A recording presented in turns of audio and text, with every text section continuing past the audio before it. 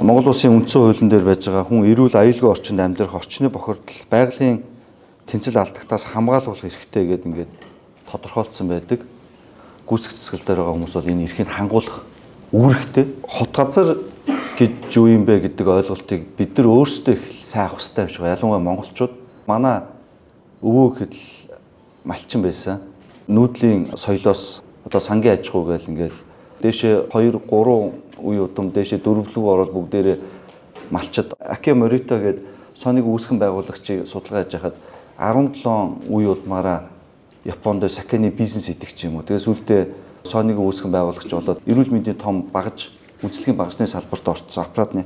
Тэгэхэд бид дээшээ нэг 2 3 үе дамжаад бүгдээрээ малчин болоод ингэж нүүдэлж амьдардаг байсан ийм хүмүүс. Тэгэхээр бид нар ер нь бол хотод амьдарч сураагүй. Хотын соёл гэдэг бол өөрөө нэг хүний эрх нөгөө хүний эрхээр хязгаарлагддаг буюу би юу хүссний дураараа хийж болно гэсэн үг бол биш. Тэр цэгцтэй байна гэдэг чинь өөр бүх юмыг замбраатай байлгахыг хэлдэг. Тэгээ хотод олуулаа нийлж амьдрна гэдэг бол өөрөө юу хүссэн дураараа юмаа хийж болно гэсэн үг биш ээ гэдгээс ойлгох хэрэгтэй. Тэгээ өнөөдрийн бас манай форумын ураа үг хамтын эрх хариуцлага гэж өгсөн байна. Тэгээд хамтын эрх гэдэг бол хамтраад эрх гэдэг бол өөрөө нэг хүний эрх биш шүү. Эрх үүрэг гэдэг хоёр бол үргэлжцүүг явдаг.